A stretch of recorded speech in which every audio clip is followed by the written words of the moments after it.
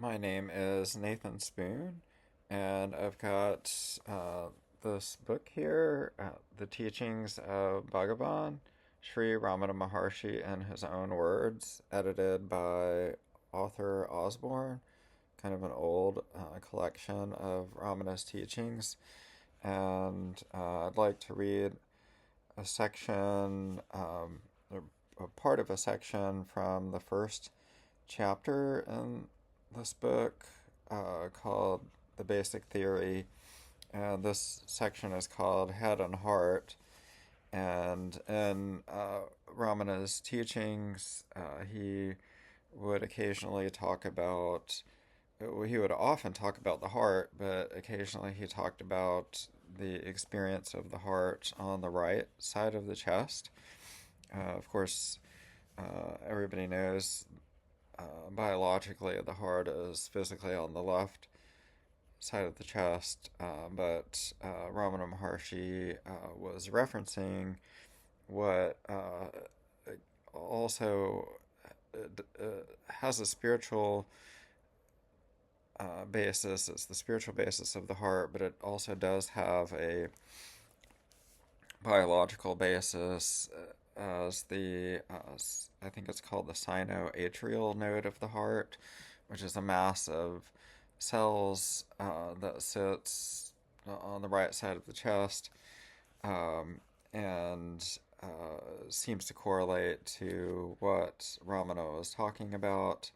I was interested to read some of this, just based on my own experience that matches at least loosely to what Ramana uh, seems to have been talking about, um, and other individuals have had um, experiences of their own, the details differing in some ways to what Ramana described, and also to my own experience, which differs to Ramana as well. So everybody seems to have a slightly different experience in the same general category.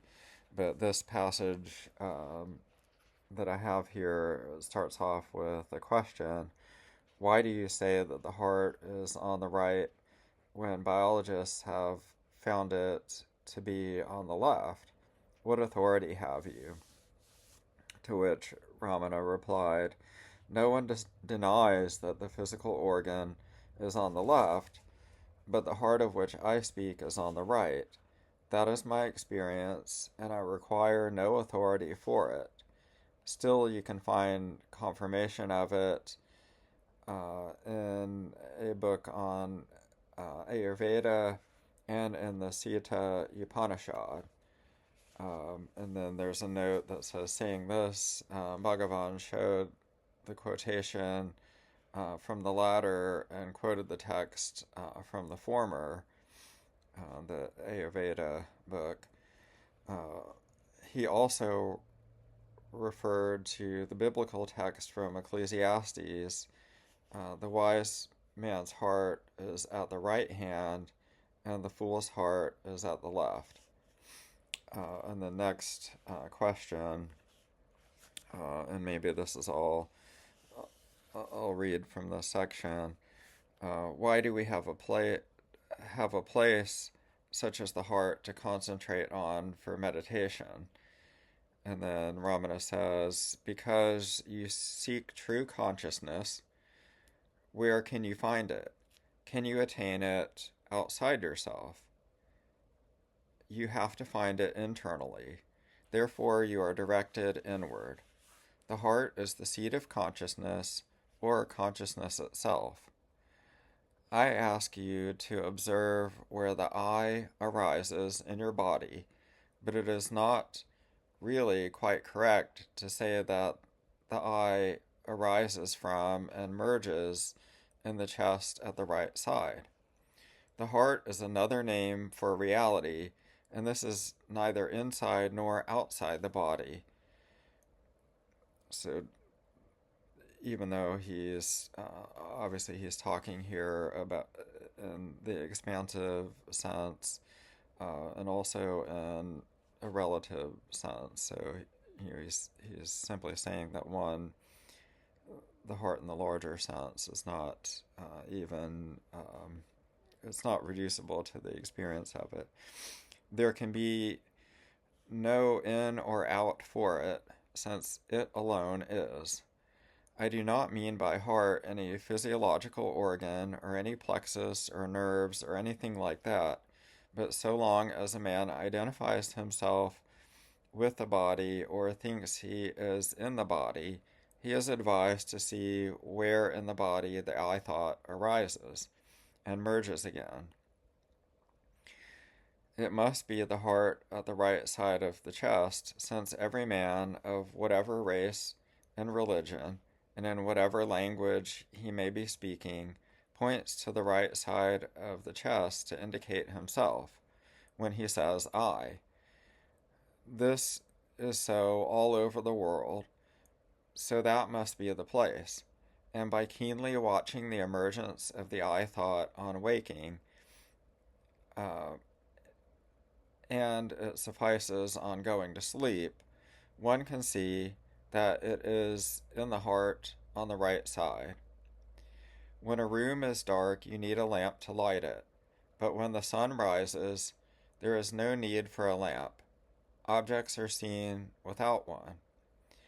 And to see the sun itself, no lamp is needed because it is luminous. Similarly, when the mind similarly with the mind, the reflected light of the mind is necessary to perceive others, but to see the heart, it is enough for the mind to be turned inward. Then the mind loses itself and the heart shines forth. So I may have messed up that reading a bit at the end. I have multiple neurodivergencies, including ADHD and dyslexia. Um, uh, Nonetheless, I think that there's substance to what is being said here, and it, it caught my interest, just due to my own experience. I think, sometime after I came across Ramana's descriptions of his experience, um, I started to experience, like I said, something that seems to be similar to what Ramana was talking about. I'm thumbing through this book again. I'm trying to find the section that I was just reading from. I found it here. But anyway, I do think that in terms of the possible physical experience, one teacher that I studied with, who is a Kundalini adept, and teaches in a traditional lineage out of India. He's a lineage holder guru. He would describe a matrix above the crown of the head, about roughly about a foot above, which I've also had experience of. And at one point, I asked him about, what's the difference between above the head and the right side of the heart, and he was only familiar with above the head, but I don't think it matters. Like, somebody may have one experience or another, or not really have any kind of energetic or visionary experience or sensation of any kind. It may still you realize the self, But I think that this is interesting in relation to, um, all of us are already awareness. There's nothing that we have to do to be that awareness. Although there's another factor of attention. Attention is um, a relative movement within the expanse of awareness or within the expanse of consciousness. There's conscious of fill in the blank, and I would say that it's not that uh, attention is the reality, and not even that awareness is the reality, but what terms like Advaita or the English language term non-duality indicate is that is the not two nature of awareness and attention. So, of course, we talk in different directions, and we can talk about awareness or we can talk about attention, or point to awareness, point out the fact that all of us are already aware. Um, but um, t- as I understand non-duality, it means the not two nature of that, what we might say is the absolute of awareness or consciousness, and the relative of um, individuality, and the um, minuscule shapes and movements within that of attention within that expanse of awareness. Um, I suppose that's all I have to say. Um,